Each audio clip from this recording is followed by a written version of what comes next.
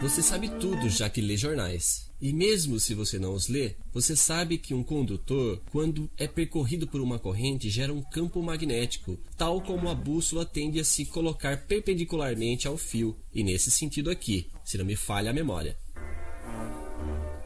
Para saber isso com exatidão, vamos pedir ao Sr. Ampère que se deite sobre o fio, de forma que a corrente lhe passe pelo pé. Pobrezinho. Temos assim um campo magnético percorrer de sua direita em direção à sua esquerda. Obrigado, Sr. Ampère. Mas, já que uma corrente gera um campo magnético, nossos senhores diziam que, reciprocamente, podíamos esperar que um campo magnético convenientemente disposto ao redor de um fio gerasse uma corrente. Mas, bem, isso não funciona. Ou melhor, sim, isso funcionou, mas somente quando aproximávamos ou afastávamos o campo magnético do fio. Então, antes de continuar, é preciso que tudo isso esteja bem claro. Uma corrente cria um campo magnético, mas um campo magnético não cria corrente, exceto quando ele começa a variar. Dizemos então que há uma corrente induzida. Para dizer a verdade, o campo magnético criado por uma só corrente não tem um valor extravagante. Mas fazemos passar a mesma corrente várias vezes seguidas no mesmo sentido e temos uma bobina. Essa bobina, quando percorrida por uma corrente, vai criar um campo magnético. Uma variação de campo magnético nos arredores dessa bobina vai criar uma corrente induzida. Agora, se você quiser, nós iremos inserir a bobina em nosso circuito elementar. Assim que fechamos o circuito, a corrente atravessa a bobina.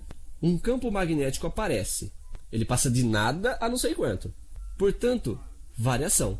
Ora, quem diz variação de campo, diz corrente induzida.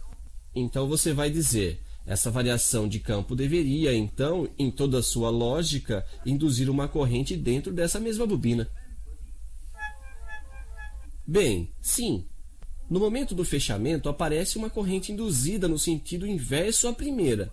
Corrente que vai desaparecer assim que o campo estiver acabando de variar. O que quer dizer, na prática, que no fechamento a corrente principal levará um certo tempo para atingir o seu valor máximo. A bobina, no final das contas, seria um tipo de criatura que não gosta muito de mudanças. Um certo senhor Lenz tinha o hábito de dizer que uma bobina induzia uma corrente que se opunha às variações daquela que a geraria. Dessa forma, assim que a corrente que a atravessa aumenta, ela tenta contrariar esse aumento. Quando a corrente é estabilizada, ela nem dá bola. Mas se de repente ela começa a diminuir, ela se opõe a essa diminuição induzindo uma corrente no mesmo sentido, como que para substituir a corrente principal inadimplente. A corrente induzida por uma bobina depende do que chamamos de sua indutância. Anote, L, indutância expressa em Henry, do nome Sr. Henry, que era americano. A indutância da bobina depende principalmente, e você terá dúvidas, do número de espiras, mas de várias outras coisas também, como o seu comprimento e o tipo de núcleo sobre o qual ela é enrolada. Assim, quando fechamos um circuito munido de uma bobina, a intensidade leva um certo tempo para atingir o seu valor máximo. E se nós a fizéssemos desenhar uma curva, ela teria essa aparência aqui.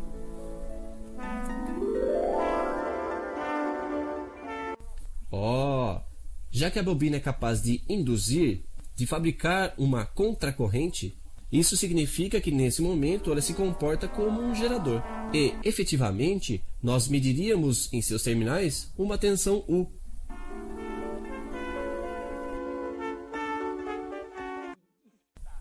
Que desaparece, certamente, assim que a corrente principal é restabelecida. Compare as curvas. Você verá que a intensidade máxima está atrasada em relação à tensão máxima. Assim, a bobina, como seu companheiro capacitor, são criaturas que se interessam às variações. No momento do fechamento, o capacitor deixa, primeiramente, passar a corrente. Depois, ele não deixa passar ao final de um certo tempo. A bobina, por sua vez, tenta, primeiramente, impedir a passagem da corrente. Depois, ela deixa passar, ao final de um certo tempo. não nos resta mais nada além de ver o que se passa com uma fonte alternada quando nossos dois companheiros se encontram no mesmo circuito.